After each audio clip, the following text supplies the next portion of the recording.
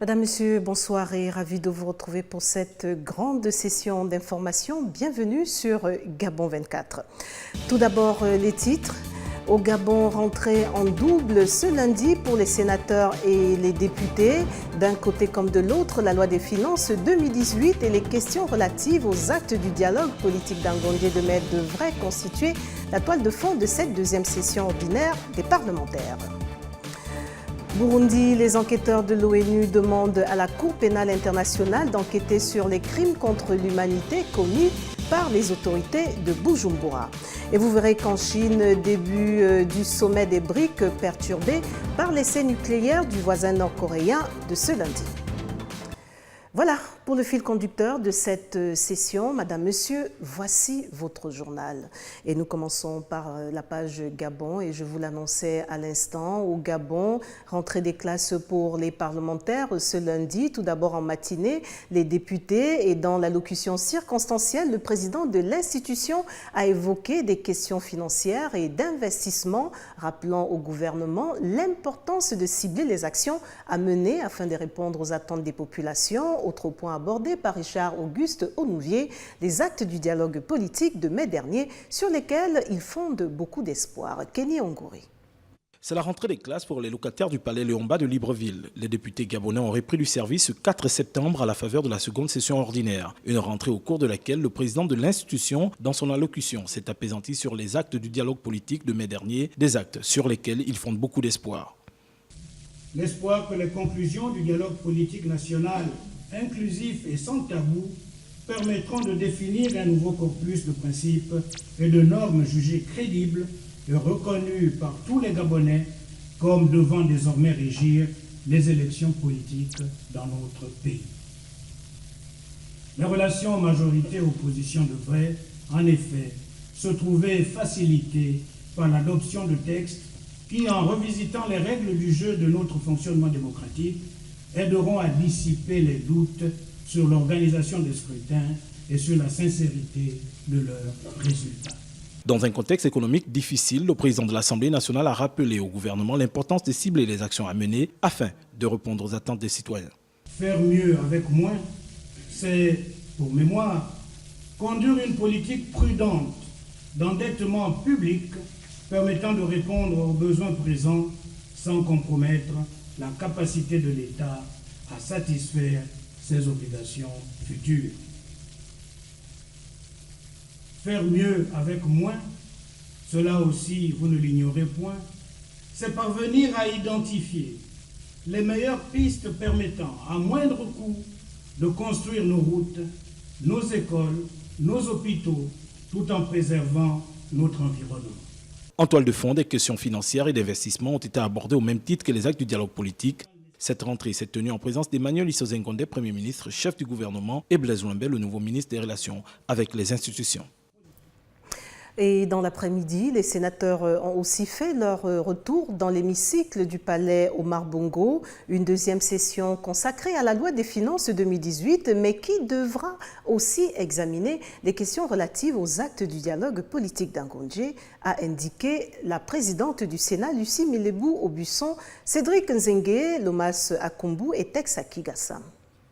Tout comme à la clôture de la précédente session, c'est à huis clos que s'est ouverte la deuxième session ordinaire 2017. En présence du Premier ministre, chef du gouvernement et quelques membres de son cabinet, le président du Sénat, Lucie Milebou Aubusson épouse Mboussou A, à l'occasion de son discours solennel, planté le décor de l'agenda d'une session qui s'annonce chargée. Monsieur le Premier ministre, le nouveau gouvernement mis en place représente le point de départ des conclusions du dialogue d'Angondé. L'ordre naturel des prochaines élections verra l'engagement du Sénat sans arrière-pensée. Nous y apporterons à ne point douter notre modeste contribution. Face au climat délétère qui semble prévaloir au sein du Parlement, Lucie Milebou Mboussou n'y est pas allée par quatre chemins. Le Parlement et le gouvernement sont liés par une communauté de destin. Aussi, me permettrez-vous d'utiliser une pointe d'humour en disant que lorsque le Parlement prend froid, le gouvernement s'enrhume. En ce moment, à la recherche d'un environnement propice dans toutes ses composantes pour la quiétude de nos futurs travaux, mes collègues et moi commençons par ressentir le froid d'un profond malaise. Pour ce qui est des résolutions du dialogue politique, le président du Sénat s'est exprimé en ces termes. L'une des recommandations des assises du dialogue d'Angonje est en effet de réduire le nombre de parlementaires siégeant uniquement au Sénat. Notre institution s'engage sereinement dans cette discussion, en veillant cependant que le lien entre les sénateurs, les communes et les départements ne soit pas affaibli à cette occasion. Elle précisera par ailleurs l'essence même du bicaméralisme, Monsieur le Premier ministre, c'est de posséder deux assemblées issues de deux modes de scrutin différents permettant de combiner la démocratie du nombre et celle du territoire pour améliorer la représentation des citoyens et du pays dans sa diversité. Dans tous les cas, les 4 prochains mois promettent déjà d'âpres débats entre élus locaux et gouvernement. Direction le sud du Gabon, où Pierre Claver Maganga Moussavou va quitter ses fonctions de maire de Mouila. Le vice-président de la République a saisi ce lundi le gouverneur de la province de Langounié pour la mise en place d'un intérim jusqu'au dépôt formel de sa démission. Uriel Abaga s'en fait l'écho. Alors qu'une partie de la presse locale commençait à dénoncer un éventuel cumul des postes après sa nomination le 21 août dernier à la vice-présidence de la République, Pierre Claver Maganga Moussavou a décidé de quitter son fauteuil de maire de la commune de Mouila, chef-lieu de Langounié, dans le sud du pays. Édile de la ville de Mouila depuis 2014, Pierre Claver Maganga Moussavou, 66 ans, a demandé ce lundi au gouverneur de la province de mettre en place un intérim d'urgence jusqu'à ce qu'il puisse présenter formellement sa démission lors de la prochaine session ordinaire du conseil municipal, conformément à la loi organique relative à la décentralisation. La démission de Maganga Moussavou ne devrait pas surprendre. Elle obéit à la constitution gabonaise qui, dans son article 14b, stipule que les fonctions de vice-président de la République sont incompatibles avec l'exercice de toute autre fonction publique et activité privée à caractère lucratif. Le Parti social-démocrate de Pierre Claver Maganga Moussavou contrôle l'hôtel de ville de Mouila et 2 arrondissements de la localité. Le maire intérimaire devrait donc vraisemblablement sortir de son écurie. Il est à souligner que l'intérim de Pierre Claver Maganga Moussavou devrait logiquement être assuré par le premier adjoint au maire, Madame Isabelle Oga Mbumba Mwanda. Poursuivons avec cette brève. La deuxième session ordinaire du Conseil économique et social pour l'année 2017 se déroulera du 5 au 21 septembre prochain dans son siège 6 au pont de Guégué. Nous sommes là dans le premier arrondissement de Libreville. Tous les conseillers sont invités à prendre part à la cérémonie solennelle d'ouverture qui aura lieu ce mardi à compter de 10 h. Toujours dans l'actualité du Gabon, améliorer la gestion des gens de l'État par le système intégré de gestion des ressources humaines, c'est l'objet de la rencontre de ce lundi entre les experts de la Banque mondiale et le ministère de la fonction publique tenue dans les locaux du dit ministère. Le compte rendu d'Alexandre Goguet. Rendre plus efficace et asseoir une bonne gestion des fonctionnaires, c'est l'objectif du système intégré de gestion des ressources humaines mis en place par le ministère de la fonction publique. Pour ce faire, une réunion technique du ministère en partenariat avec les experts de la Banque mondiale a été organisée ce lundi matin. Le système intégré de gestion des ressources humaines des agents de l'État est très important. Parce que quand on parle souvent de ressources humaines de l'État, la tendance est de croire que tout agent de l'État est fonctionnaire. Avec la Banque mondiale, il est important de mettre en place ces systèmes intégrés de telle sorte que lorsque l'on parle d'une catégorie d'agents de l'État, qu'elle ne soit pas confondue à une autre et qu'au niveau de la gestion, que les informations soient cohérentes. Donc le deuxième point que nous avons vu avec la Banque mondiale, c'est la mise en place d'un système d'information. Or, ces systèmes d'information que nous avons aujourd'hui, il est très parcellaire. Chaque administration à son information et chaque département a son information, ce qui fait que lorsque vous voulez avoir une information cohérente, vous ne l'avez pas. Ce système performant de gestion des ressources humaines de l'État intervient 2 ans après la mise en vigueur du nouveau système de rémunération. La Banque mondiale, un partenaire au développement du Gabon, a financé jusqu'à ce jour 16 projets et 5 autres projets en cours dans différents secteurs tels que l'économie et les télécommunications. Présents à cette rencontre, les représentants de la Banque mondiale n'ont pas souhaité réagir à notre micro à ce stade du projet.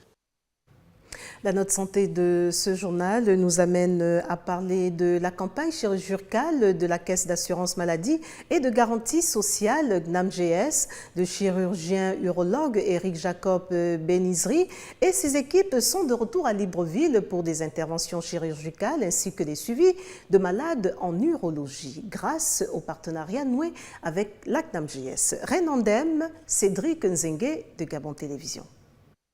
Énième action de portée sociale à mettre à l'actif de la Caisse nationale d'assurance maladie et de garantie sociale. Durant 4 jours, les patients vont être consultés et opérés. Des opérations rendues possibles grâce au partenariat noué entre la CNAM-GS et le spécialiste urologue. Jusqu'à présent, le partenariat s'est fait dans d'excellentes conditions des deux parties et à en voir la salle d'attente et l'importance des gens qui s'y trouvent, le nombre des gens qui s'y trouvent, prouve bien que ce partenariat a lieu d'être et il y aura une dizaine de malades par jour à opérer. Aujourd'hui, par exemple, pour faire simple, on fait toute l'urologie dans la journée. La pathologie prostatique, les pathologies rénales, la pathologie vésicale, la pathologie de la malformation, les pathologies infectieuses, la pathologie tumorale. Les pathologies liées à l'urologie constituent un véritable cas de santé sociale dans notre pays. Malgré les efforts des pouvoirs publics, il reste cependant que la prise en charge de celle-ci est encore élevée. C'est donc un soulagement pour les populations les plus démunies. Ça fait quand même 4 séances que je suis suivi par M. Benziri. Trop satisfait. Pour faire des consultations, pour opérer, on paye moins cher. L'urologie renvoie à un ensemble de troubles dus à une infection des nerfs de la moelle épinière du cerveau et du tronc. Parmi ces symptômes, il existe la paralysie et l'anesthésie qui empêchent tout mouvement du corps. Soulignons que cette initiative rentre dans le cadre de la célébration du 10e anniversaire de la CNAM-GS. J'en viens à un fait divers et c'est en bref sur des images amateurs. Un incendie s'est déclaré ce lundi après-midi dans la zone dite OPT de Mindoubé, dans le 5e arrondissement de Libreville. Selon les témoins, les flammes seraient parties d'un garage de recyclage auto avant de s'attaquer à un générateur électrique qui a favorisé l'extension des flammes. Arrivés sur les lieux, quelques minutes après, les pompiers ont pu maîtriser les flammes. Les premières interpellations seraient déjà diligentées. Affaire à suivre.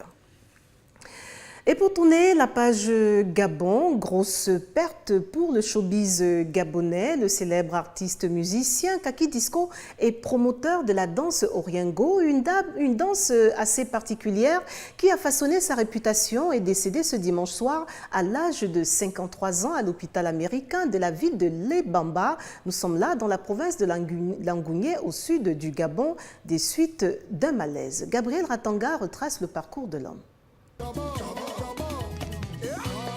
Rockstar à la gabonaise, il était le créateur d'une danse nommée Oriengo. Également appelé le King, le catalyseur, le commandant en chef de l'Oriengo a démarré sa carrière dans la rumeur. Un militaire fait sauter les pistes de danse avec une guitare en guise de fusil. Son nom était déjà tout un programme. Kaki Disco, Kaki comme le tissu militaire et disco comme la musique des discothèques dans les années 70.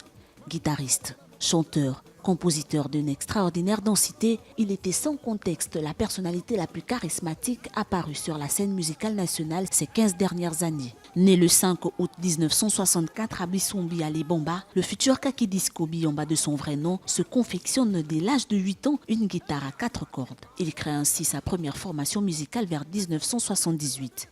Lorsqu'il arrive à Libreville à la faveur d'un recrutement dans l'armée, Kaki Disco tombe des nues. Les guitares ont 6 cordes, il réalise que son bagage musical n'est qu'au point zéro et donc avec sa première solde, il achète une guitare et pour se former aux côtés de vrais musiciens. Le destin veut qu'à la faveur d'une formation militaire, Kaki Disco se retrouve au Zaïre, actuel RDC en 1989, où il intègre un orchestre du quartier et améliore sa technique instrumentale. Lorsqu'il revient au Gabon, les groupes d'animation ont cessé d'exister de par la fougue qu'il laisse voir sur scène. 2 ans après, les studios Cash Pro le convient à créer les Kodos. Encore une fois, ses chansons deviennent des tubes, notamment Ikoda, Machu Madiba, Biasala, un album solo dont le petit titre phare Apindi Apindi rencontre un vif succès. L'artiste qui a sorti entre tant d'autres albums dénommé sa musique le Manienx Mode et l'Ikoda, un genre de zouk local, également appelé bol. La fusion de ces deux rythmes donnait le Matsuaka Matsuaka, une expression qu'il a fini par ne plus utiliser, préférant se faire appeler le King, le catalyseur, le commandant en chef de l'Oriengo. Sa dernière apparition sur scène était l'événement culturel 9 Provinces où le King a une fois de plus déménagé sur scène. Parti à Lebomba, sa ville natale, en vue de donner un concert pour un retrait de deuil, il a ressenti un malaise et a été transporté au célèbre hôpital de l'Alliance chrétienne où il a été interné pour surménage selon les sources familiales. Il a rendu l'âme. Kaki Disco, le catalyseur, le King d'Oriengo, s'en est allé à l'âge de 53 ans. Physiquement sur scène, son absence se fera ressentir, mais ses œuvres artistiques n'arrêteront pas de faire vivre le révolutionnaire de la musique.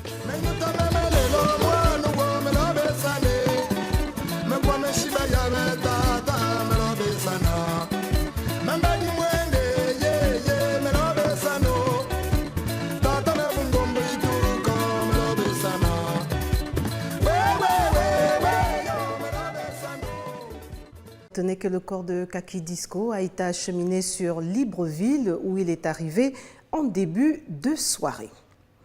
La page Afrique s'ouvre au Burundi, tel qu'annoncé à l'entame. Des enquêteurs de l'ONU ont exhorté ce lundi la Cour pénale internationale à enquêter de toute urgence sur les crimes contre l'humanité et autres atrocités commis par les autorités du Burundi. Marina Boissa s'en fait l'écho. La commission d'enquête de l'Organisation des Nations Unies a exhorté ce lundi la Cour pénale internationale à lancer une enquête urgente au Burundi. Pointant des responsables au plus haut niveau de l'État, la commission indique dans son premier rapport avoir des motifs raisonnables de croire que des crimes contre l'humanité et autres atrocités d'une extrême violence ont été commis par des personnalités du pays. Nous demandons à la Cour pénale internationale d'ouvrir une enquête sur les crimes commis au Burundi dans les plus brefs délais. Nous demandons également aux États membres des Nations Unies de poursuivre, au titre de la compétence universelle, les auteurs présumés de tels crimes se trouvant sur le territoire. Le Burundi traverse une crise violente depuis la décision du président Pierre Nkurunziza en avril 2015 de briguer un 3e mandat, obtenu en juillet de la même année. Des manifestations avaient alors été violemment réprimées et un coup d'État manqué en mai 2015 a fait basculer le pouvoir dans une répression systématique. Ces violences ont déjà fait 500 à 2000 morts selon les sources de l'ONU et d'ONG, mais également poussé à l'exil plus de 425 000 Burundais. Dans son rapport, la commission d'enquête de l'ONU, créée en septembre 2016 par son Conseil des droits de l'homme, cite des violations, souvent d'une cruauté extrême, en particulier des exécutions extrajudiciaires, des arrestations et des détentions arbitraires, des disparitions forcées, des actes de torture. Pour rappel, le Burundi a notifié sa décision de se retirer de la CPI le 27 octobre dernier, ce retrait étant effectif un an après. La Cour pénale internationale a donc jusqu'au 27 octobre prochain pour ouvrir une enquête de son propre chef. Passé cette date, seul le Conseil de sécurité de l'ONU pourra faire appel à l'institution internationale. Au Kenya, le leader de l'opposition et candidat à la présidentielle Raila Odinga a mené une manifestation ce dimanche à Nairobi après l'annulation du résultat de l'élection par la Cour suprême du pays. Le scrutin désormais annulé et qui avait donné la victoire au président Uhuru Kenyatta devrait avoir lieu le 17 octobre prochain d'après la décision rendue publique par la Cour suprême ce lundi. Les explications de Jamila Mbengman. Après l'annulation du scrutin présidentiel du 8 août dernier, place au rassemblement des blocs politiques. Samedi, c'est le président Uhuru Kenyatta qui a ouvertement critiqué la Cour suprême par rapport à sa décision historique. Dimanche, Raila Odinga, leader de l'opposition kenyane, est monté au créneau à la tête d'une manifestation. Candidat malheureux en 1997, 2007 et 2013, Raila Odinga, âgé aujourd'hui de 72 ans, avait dans un premier temps exclu un recours en justice avant de s'y retrouver face aux pressions de certains poids lourds de sa coalition et de la communauté internationale. Il a finalement obtenu gain de cause et appelé au départ des dirigeants de l'IEBC. Notre mouvement était Mouvement de libération du peuple kényan, libération de l'oppression politique et du retard économique. Le Kenya a une longue histoire d'élections contestées. En 2007-2008, Raila Odinga avait rejeté la victoire de Mwai Kibaki et le pays avait plongé dans les pires violences politico-ethniques depuis son indépendance en 1963. Plus de 1100 personnes ont trouvé la mort et 600 000 autres se sont déplacées. À l'approche d'un nouveau scrutin présidentiel qui doit être organisé dans un laps de temps très réduit, le quotidien The Standard concluait samedi, ce dont le Kenya a le plus besoin en ce moment, c'est une élection légale, juste et transparente. Et toujours au Kenya, le ministre de l'Éducation, Fred Matiang'i, a annoncé ce lundi à la presse que l'incendie de samedi qui a coûté la vie aux filles de Nairobi était un acte criminel dans lequel 9 lycéennes ont péri selon un nouveau bilan rendu public ce lundi. Les détails dans ce récit de Lardingue Mamba. La plupart des actes d'enquête sont terminés et je peux vous dire avec exactitude, j'ai été informé par la police que ceci n'est pas un accident. Il s'agit d'un incendie volontaire, a déclaré Matiang'i, ministre kenyan de l'Éducation, lors d'une conférence de presse. Je peux vous dire sans équivoque que la police m'a informé que ce n'était pas un accident. Toutes les enquêtes ont conclu le fait que c'était un accident.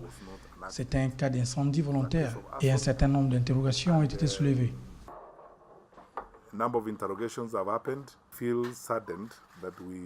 Nous sommes tristes d'avoir perdu nos enfants dans ce type de drame qui est essentiellement le résultat d'un crime. Le sinistre s'était déclaré samedi à 2h du matin dans un dortoir du lycée Moi, un établissement renommé qui accueille environ 1000 adolescents âgés pour la plupart de 14 à 18 ans, dans le quartier de Kibera, à Nairobi. Nous ne pouvons pas résoudre un conflit dans une école ou un conflit sur la direction d'une école en la brûlant. Et pourtant, ce sont des défis auxquels nous sommes confrontés dans un certain nombre d'écoles. Le bilan du drame s'élève désormais à 9 morts. Un premier bilan établi de sources officielles samedi faisait état de 7 lycéennes tuées et d'une dizaine de blessés. Place à vos actualités hors du continent. Tout d'abord en France, près d'un champ de betteraves dans une commune rurale de la Brie, du pétrole est extrait jour et nuit. La société canadienne Vermilion va y chercher à 2000 mètres de profondeur un mélange de pétrole brut, d'eau et de gaz. Une activité discrète mais rentable, promise à l'extinction avec la prochaine loi qui interdira l'exploitation des hydrocarbures. Jamila Bengman. Sur la commune d'Andrézel, dans la Seine-et-Marne, à 1 heure de Paris, la société canadienne Vermilion va y chercher 2000 mètres de profondeur un mélange de pétrole brut, d'eau et de gaz. Le site ne se distingue que par une pompe à bascule de quelques mètres de haut, tandis que d'autres pompes s'activent discrètement sous sol. Ce mélange est expédié par des tuyaux souterrains vers un village voisin, Saint-Méry, où converge la production de plusieurs puits. Là, le pétrole est isolé, puis repart par pipeline vers la raffinerie totale de Grand Puy, à une dizaine de kilomètres.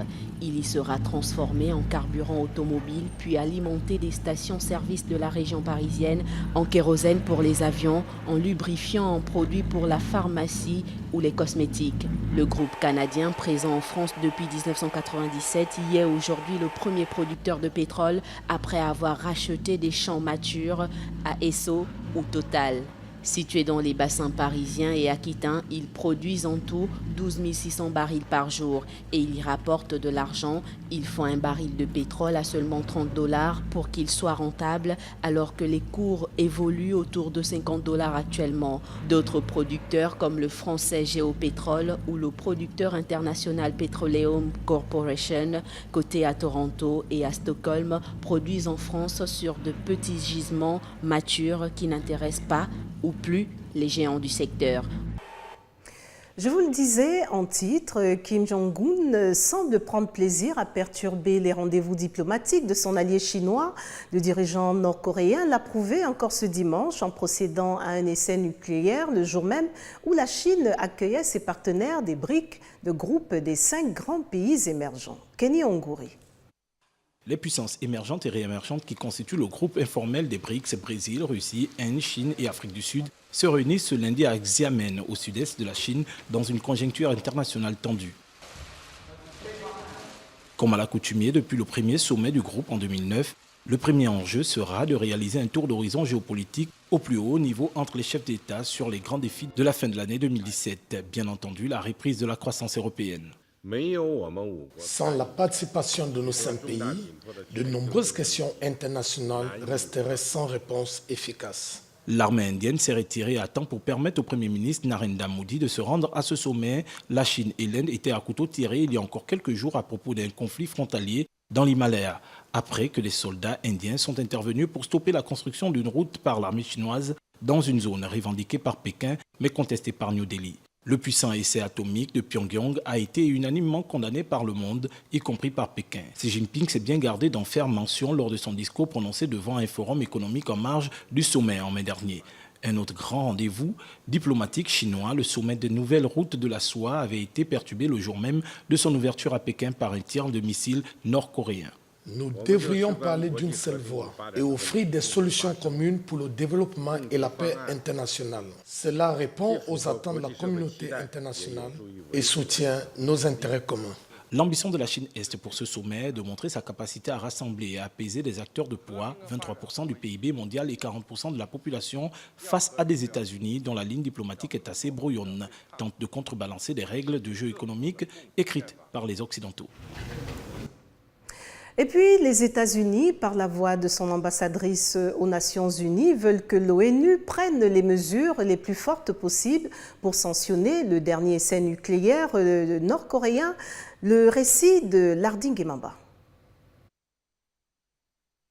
La diplomate américaine Nikki Haley a réclamé à l'ONU des sanctions à l'endroit des autorités de Pyongyang lors d'une réunion d'urgence du Conseil de sécurité, en soulignant qu'il y avait urgence et que l'approche des Nations Unies depuis près de 20 ans n'avait pas fonctionné pour changer l'attitude nord-coréenne.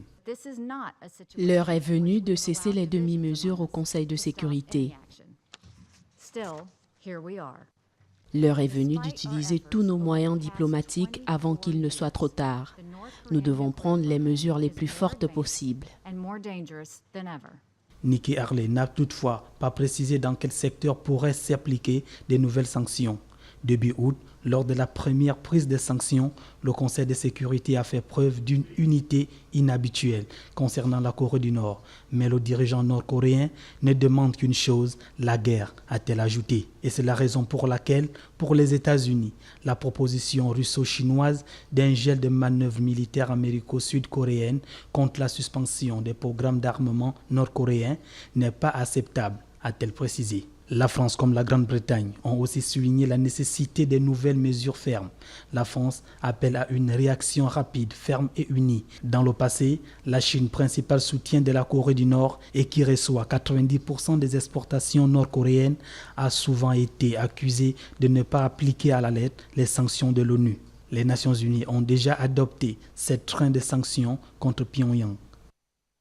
Le rappel des titres à présent. Au Gabon, double rentrée ce lundi pour les sénateurs et les députés. D'un côté, des titres, dis-je donc bien. Tout d'abord, au Gabon, double rentrée ce lundi pour les sénateurs et les députés. D'un côté comme de l'autre, la session va s'articuler autour des actes du dialogue politique et la loi de finances 2018 pour les parlementaires. Vous l'avez vu au Burundi, les enquêteurs de l'ONU demandent à la Cour pénale internationale d'enquêter sur les crimes contre l'humanité commis par les autorités de Bujumbura. Et puis à l'instant, début du sommet des BRICS perturbé par l'essai nucléaire du voisin nord-coréen de ce dimanche. Voilà, Madame, Monsieur, ainsi prend fin cette grande session d'information au nom de toute l'équipe. Merci de nous rester fidèles. L'information continue sur Gabon 24, mais en attendant, n'oubliez surtout pas que quoi qu'il arrive entre-temps, gardez le sourire. Au revoir.